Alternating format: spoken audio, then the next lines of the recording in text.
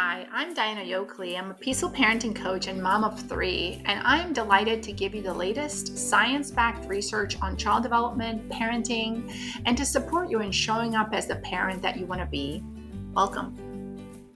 Thank you guys for joining us. Welcome to the podcast, and I'm really excited to have here with me Amanda Diekman. Welcome, Amanda. How are you? Thank you. I'm great. I'm so glad to be here with you today. Yeah, I'm really excited that you are able to join me because you have an amazing book called Low Demand Parenting that I wanted to introduce my audience to if they haven't uh, read it yet or seen it. And I wanted to really bring more awareness to this reframe and perspective shift that you bring to the parenting space to support parents even further. So would you share with us a little bit about how you came to do this work, and then you can tell us a little bit about your book. Love to. I'll say first that I am a late diagnosed autistic adult, so I can share some of what that experience is like and break down some misconceptions and misunderstandings of autism that I also needed reshifted so that I could learn to see myself as I am. I'm also a homeschooling, unschooling parent of three, so I can talk about what it looks like to not ever get a break with parenting. Yeah. And all three of my kids are neurodivergent, and several have higher support needs, meaning that it's a very hands-on parenting, and that we require a lot of also engagement with medical system and with therapists and other caregivers. So that's just a little snippet of what my parenting life is like. The book I wrote out of my own journey of healing from a really painful time in my parenting life. My middle child, when he turned 6, went into a really dark period that I didn't know at the time how to name. It's called burnout or autistic burnout. I didn't know that kids could go through burnout. I thought that was Wow. just Yeah. for high-powered executives, but anyone can burn out because burnout is really an indication that the nervous system has been living beyond its capacity in a threat zone for too long, and it kind of powers down the whole system. I didn't know then what burnout looked like in young kids, but it often looks like a real loss of skills. So he went from being able to talk and move and communicate pretty well to losing verbal speech and being having a lot of difficulty moving around the house, and basic needs were impacted. So it's like sleep and toileting, and this is not that rare. This happens to kids, and so a big piece of what I like to share about is just that how wonderful it would have been if I'd heard somebody Yeah. talk about this before we went through Normalized it. it. If Yeah, somebody had exactly. normalized a little bit of it. That would have been really helpful. And out of that time and the incredible discoveries that I made and that my child taught me as he showed me what it looks like to parent a kid whose nervous system is at that full power down state, we learned together this method that I now call low demand parenting. So I write in the book that it's really a love letter to my kids because, they took me by the hand and walked me off the path. I was so dedicated to staying on the good parent path, and I just was so scared that if I messed anything up that I would get kicked off. And instead they just took me by the hand. They were like, we don't belong here, let's go find our own path, and Yeah. we've been bushwhacking through the woods ever since. I love that. I love it. It makes so much sense because, like you said, like we all have these like expectations in our head about what parenting is supposed to look like. And then we might read a book or two, and then we're like, oh, it's supposed to look like this. And we try to kind of fit into the box with our own like skills and behaviors and how we show up. But ultimately, like what I love about like low demand parenting and peaceful parenting, and probably is the same thing, but the underlying theme that the most important thing is responding to this unique child's needs in the moment. And that's basically the bottom line, like responsiveness, secure Hmm. attachment, and meeting the child's needs to the best of your ability. Hmm. Hmm. Yeah, I Some of agree. them. I don't think of low demand as being incompatible with any of these. It's more Yeah. like a thread that I want to encourage people to weave into their parenting rather than like a whole methodology that you Yeah. have Yeah. to plop down and do somehow perfectly or really well. It's like a question. If I could just have people ask the question, I wonder if I could let this go, or I wonder if this even matters. Those two questions can change everything, and they're so rarely asked. We live in such a culture of do more and try harder, and do less and not try as hard are also really important skills but they're very countercultural and they feel very Hmm. vulnerable to try. I'm not going to actually work very hard on this. I'm not going to even do that at all. Yeah. Yeah. Yeah. It Yeah. makes parents' heart beat fast just considering saying those things because we live in a do more, try harder world. So that's what I Hmm. want Low Demand to be, is like a permission Yeah. slip for people Yeah. to Yeah. ask different questions and consider letting things go as a part of that journey of attunement and attachment. Yeah, I love that. And I wonder, when parents feel this pressure to do as everyone else does, to me, it almost reminds me of like herd immunity and then how shame kicks in to keep us from being different because we want to be protected by the group, thinking that if we don't belong to the common, parenting tips and tricks, frameworks, then well, where do we belong? We Hmm. feel threatened by that. But then knowing that there is a community of parents that are like, you know what, like you can be different from the norm and you can still belong. Like those are not mutually exclusive, right? Like you can do what's best for your Yes. child and still not feel shame about it and still belong to yourself, to your family, to a group of parents that are doing the same thing. Yeah, and I would even say from my own journey that I wasn't really able to belong until I started doing my own thing. That Mhm. journey of looking at everyone else and trying to do what everyone else did, that it was really keeping me stuck in a pattern of thinking and a hustle that didn't honor me as a parent or make space for me to meet my own needs. I mean, I'm speaking as an autistic parent, but I think that any parent who's had trauma or struggle or who just doesn't feel like the norm fits you, we've all felt this of like, but I would have to sacrifice. I am sacrificing something important about myself in order to fit in.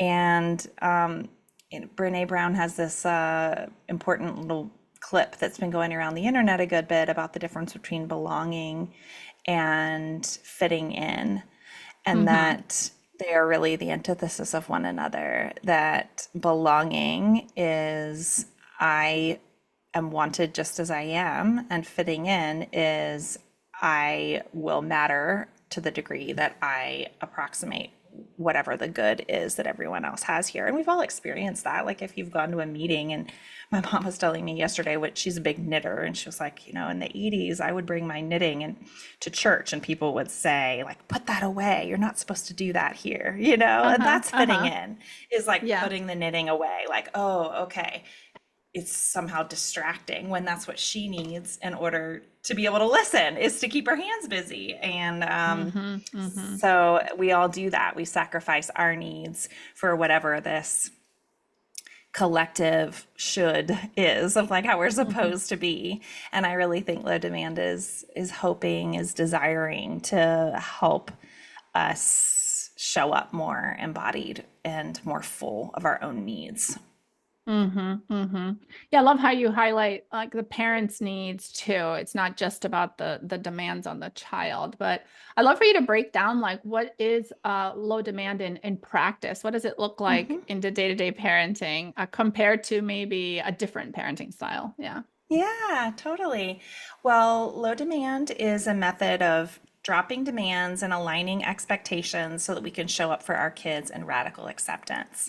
So, the actual dropping of demands and adjusting expectations is really not where the magic is. It is important, and it's kind of the how, it's the vehicle, but the goal, what's restorative, what's transformative about the practice is the radical acceptance that it makes space for. And radical acceptance is the most fertile ground for creating safety in a relationship, and safety is what enables us to grow. So we were all raised with this idea that high expectations are the best way to grow.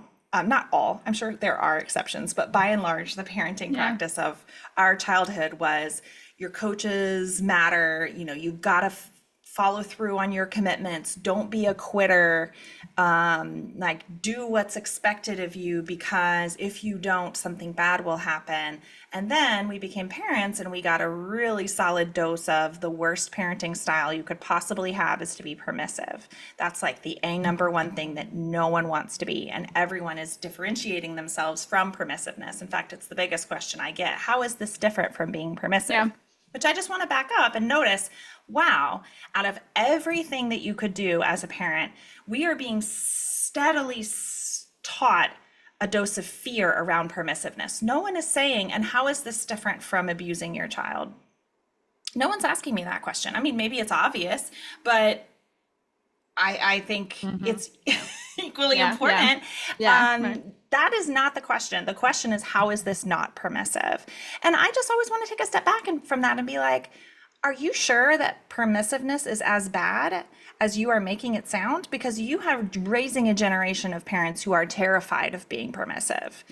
And if I wasn't so very strong-willed and independent, I would have buckled under, 100 interviews being asked, how is my parenting method not permissive, right? Like that is a lot of pressure. And if that's what I'm getting, how much is like everyday parents getting when they're talking to their pediatrician or to their parents or to the head of the PTA about not being permissive? So I just want to name that there is a massive fear culture around giving in to our kids, around them being spoiled, or around us losing control as a parent, that we must remain the sturdy, I'm using a lot of air quotes for your listeners who aren't watching me.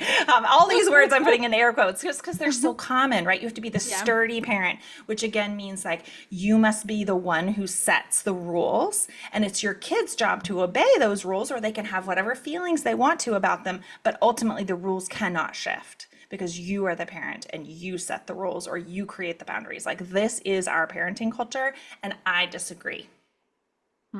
I do not believe that all the energy that we are pouring into that side of parenting is anywhere close to worth it. I think the very big risks are that we are creating children who are overriding their own needs and their own autonomy in order to please adults. We are creating people pleasers, and no one is talking about the ginormous mental health risks of creating people pleasers. We are creating kids who are putting conformity and compliance over a deep, rich understanding of human diversity. And as much as we talk about it's okay to be who you are, and we're not living that out in our institutions or in our families, we're often, why are you like that? Get it together, man. No one else is having a meltdown right now. We're shaming those behaviors that we think are like outside the bounds of what's acceptable. And the message that sends is you're only okay when you act right. And when you don't act right, you're not going to be safe because I'm not going to make you safe with my behaviors. So to put it really practically, what it means in my family and in many other families is that we prioritize safety over everything. And so the number one question for me is not just how do I meet this need, but how do I meet this need in a context of safety so that this nervous system is perceiving safety from me. And that behaviors are just outward signals of a nervous system that is either in safety mode or in threat mode. And that is the main thing that behaviors are telling me. They're not telling me anything about whether you're good or bad. They're just giving me signals of whether or not you feel safe.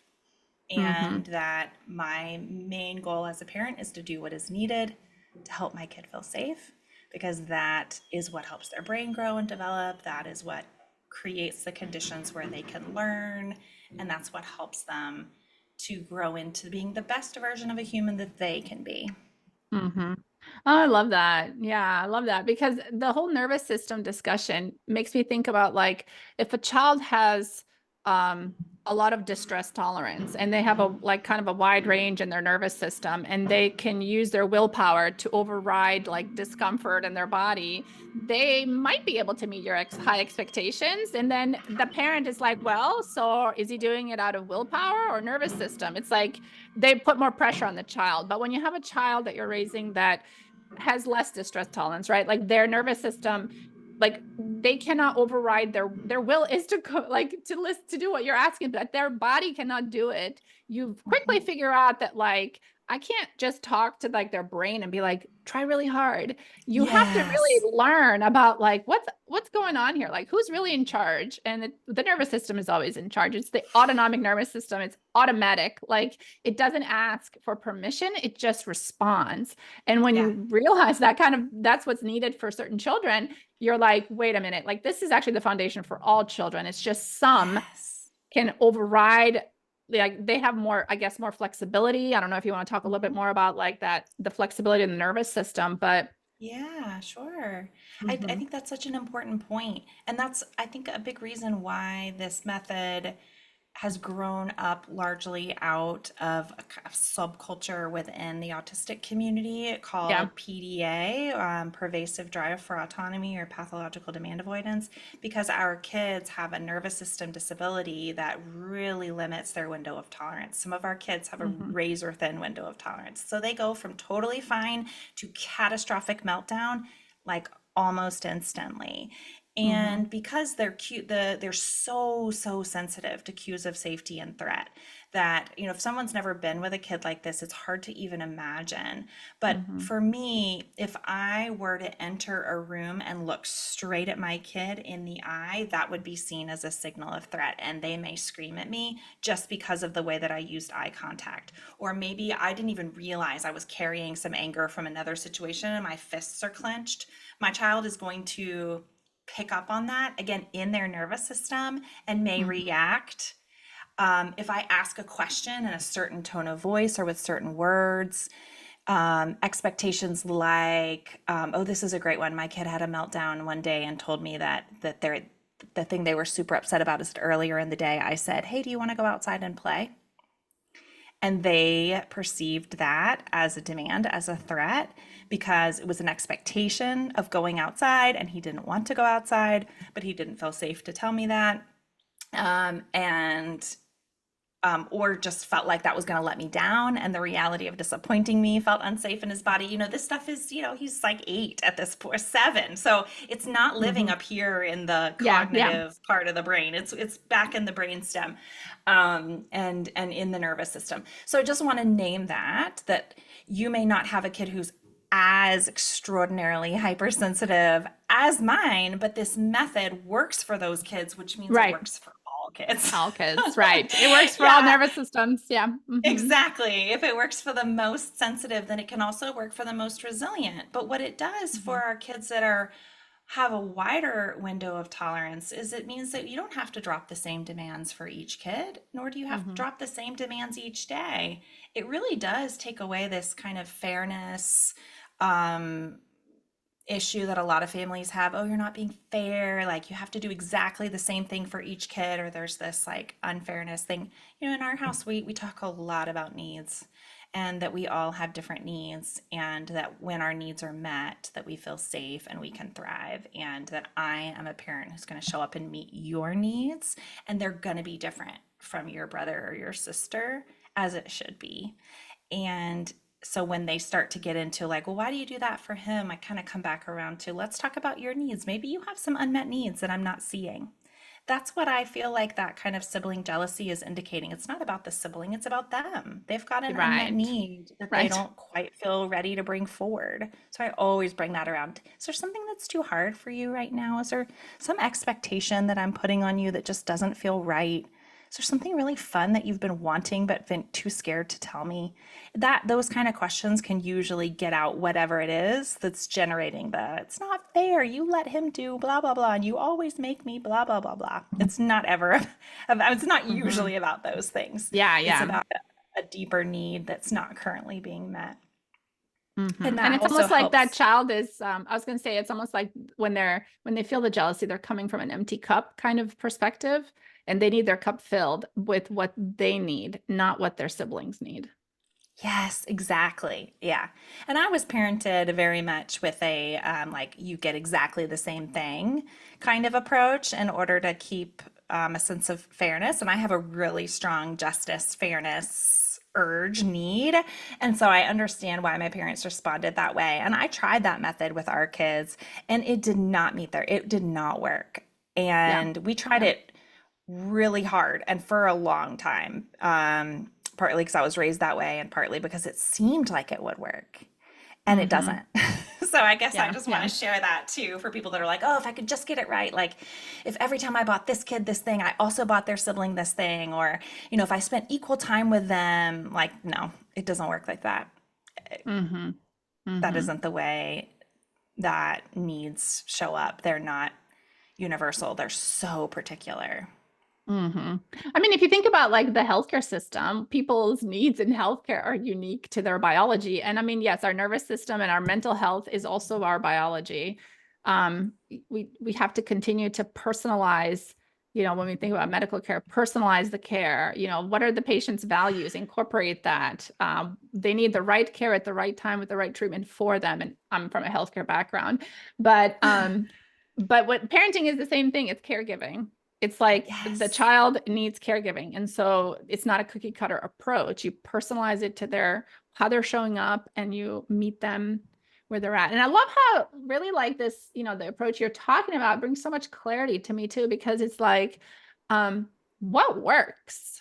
Like if you're boots on the ground parenting, you know very quickly what works and what doesn't because you're trying the stuff that you think should work and you're running into a wall. And the definition of insanity, right? Like keep doing the same thing. If you want to be more effective, not like, you don't need like the fancy framework. It's like what's effective, what's getting the job done, like right, like that's Mhm, what people mhm. like get promoted for in the workplace, like what's effective, what works, what brings results. So in parenting, what is getting you the result that you want? The result that you want is a connected, safe relationship between you and your child to thrive, meeting Mhm. them where they're at to whatever their potential is.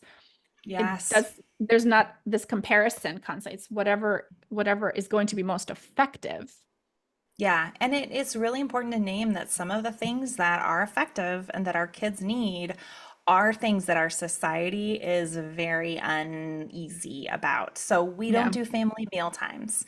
We eat on our own when we are hungry, what we need. That is absolutely what works for my family, for us Uh-huh. being able to access food and remain safe. And that is one of those taboo subjects to say we eat in front of screens in our own rooms. Like, what? There's no way that could be healthy. Or, maybe it works, but it generates all of this internal turmoil and fear among parents. Like, what am I teaching them? And what are the long-term impacts? Um, or we unschool instead of homeschool, so I allow my children's curiosity and their innate desire to learn and play be the driver of all of our homeschooling rather than me generating curriculum or keeping track of milestones or pushing worksheets or any of those things. And there are very few unschoolers for a reason. Among the homeschool community, people are like, you do what? Like, you don't use curriculum? They just learn whatever they want. What about math? What about job one day? There's a lot of pushback. So you don't have to drop big demands like those things. You can easily incorporate this by just dropping a small demand, like maybe instead of saying it's time to put your shoes on, with the demand that your kid goes to a certain spot and puts their shoes on independently and then walks out the door.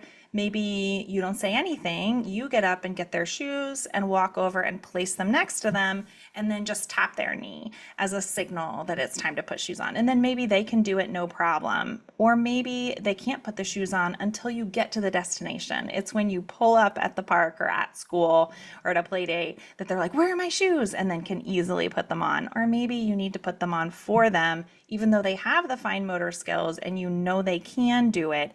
it's not worth it in light of the bigger thing that is getting to school on time or being able to play with a friend.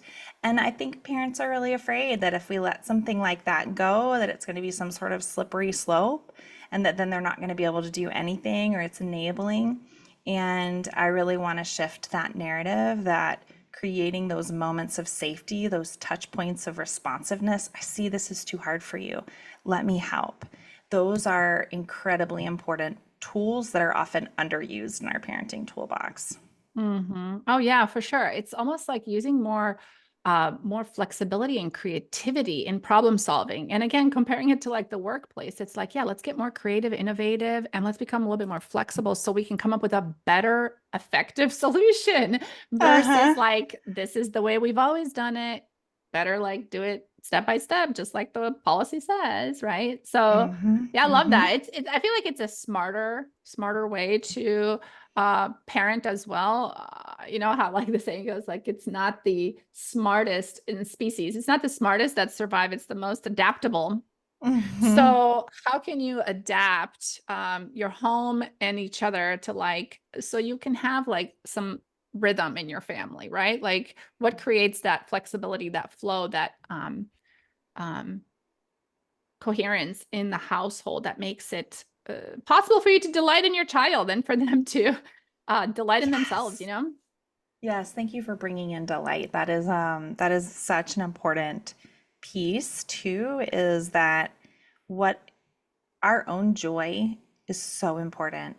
We we miss this piece in parenting often, and it's not reinforced enough that in all of the parent coaching and reading online, like not enough people are saying, well, what do you like doing? What makes you feel alive? Hmm. What's the funnest way for you to do it? Like, we don't have to get it right. We need to do it like us. That's what your Hmm. kids most need, is they need a parent who's embodied and joyful, not as another demand, like, okay, and you need to be happy about it. Like, it's not all the time. But it is this seed of like, what do you need in order to be well as a parent? And then let go of anything that is getting in the way of that. Because your wellness as a parent, not in a like go get massages or, you have to follow your career dreams to the perfect degree. It's not in absolutes. It's in the small stuff. Um, but I think that messaging that your needs don't matter that we get as parents, it really gets in the way of our ability to do this kind of responsive, attuned parenting, because when it's not coming from a genuine place of joy and when we're not really thriving, it's always going to lead to resentment of our kids that they're too much, that they're driving us crazy. And yeah, I just don't think we can really parent well in this creative, flexible way unless it comes from a place of wellness inside of us. Yeah, I love it. I mean, I think my community, maybe in comparison to many others, we definitely focus on that piece of self-compassion and like like it starts with you, right? Like because you're Mm. only gonna give your kids what you have inside and what's inside. Like what is inside. Like you said, if it's resentment, that's what's gonna come out. Whatever Mhm. your thoughts are, that's what's coming out, even if you think you're hiding it well. And like I love how you're framing it. It's, as I was thinking about like low demand parenting for the child's needs, it's almost like this low demand a perspective for your own needs. Like you are Mhm. important too, right? Because it's a relationship with your child. And if you're using this like perspective shift for meeting the child's needs where they're at, and personalizing parenting to their needs, what about your own? Can you personalize your parenting experience to what your own needs are and really flipping the Mhm. framework, but mirroring it back to yourself? Because if it works for your child, it's going to work for you too, right? Like it's Exactly. so personalized. Yeah. Yeah, and every time we do show up for our kids with these gentle messages of, it's okay that it's too hard to put your shoes on right now. I got you. I'm right here to help. There is nothing wrong with being a little extra tired some days. It doesn't make you lazy, it just means you need some support. every time we say those messages to our kids, they get to bounce back around to us. Like, it's okay that you missed that email about the Yeah. field trip. Like, yes, it was really annoying that, your kid didn't get to get on the bus on time, but it is okay. And you fixed it and you are still a good parent. And I think that we kind of forget about that side, that every time we're kind of rigid and harsh with our kids, and it really has to do, or it bounces back to Mm-hmm. us and how we feel Mm-hmm. about ourselves, Mm-hmm. and that nurture and care that we're so deeply needing, and some of us are offering in abundance to our kids, but it really isn't always bouncing back. We're not letting it in. And so, yeah, really fostering that two-sided conversation of like Yeah. me to my kid and me to myself and my like dear sweet inner child who was trying her Yeah. best and not being heard by the adults around her, and is still not sure if Yeah. she's being heard and or not. Yeah. Yeah, it's almost like our own expectations of ourselves are so high.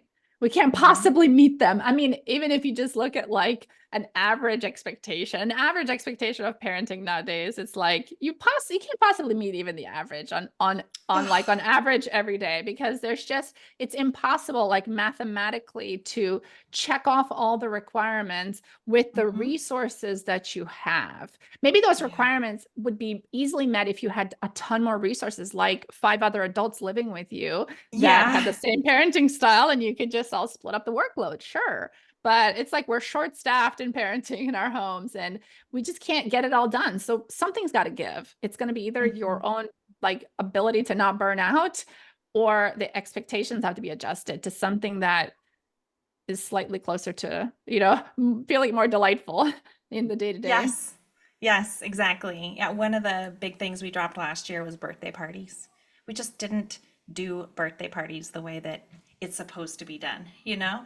We Mhm. did it a different way. It was different for each kid because it's attuned to their needs, but it was mostly about me. It was mostly about the way that I'm performing adulthood for all Yeah. the other adults. The kids don't really care. They don't need all that stuff. And I really noticed it because the demeanor of the other adults as they came into our party and saw that it was like very half-assed and just like sort of whatever, they were like, "Oh my gosh, you're allowed to do this?" I'm like, "Yeah, you're allowed to do this. You can just have kids over, run amok, feed them cake, and send them home. Like that's fine. There doesn't Yeah, have yeah, to be yeah. anything else." Yeah, Um, yeah. I love and it. yeah, I think we all need more permission to just do it okay and be happy Yeah, with yeah. it. Yeah, exactly. Yeah, and I think when we look at if we really studied other cultures across the world, we'd realize a lot more. Like, there's a lot more options to do this job than we think, Mm. Hmm. based on our expectations in our society. That's right. But yeah, I'd love for you to share, any resources that you have for parents, or you want to, yeah, mention a little bit about your website and where they can get more access to Sure. you. Absolutely. Well, I am Low Demand Amanda is how you can find me in all the places. And um, I have the first chapter of my book is available for free on my website, which can be a really great way if you just want to get to know our story a bit more and hear more practically of like, what is this low demand thing all about? That'll give you a better sense of whether or not the whole book might be for you.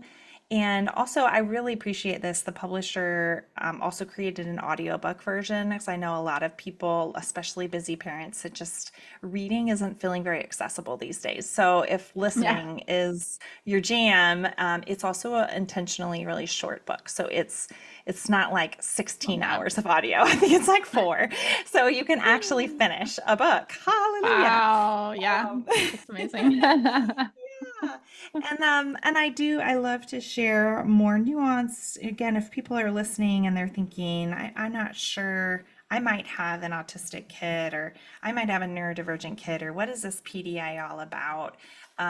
Oftentimes this is how I figured out about PDA, was just like somebody on the internet talking about something that I was like, what is this thing? So if that is piquing people's curiosity, there's a lot more info about all of those topics in my writing as well.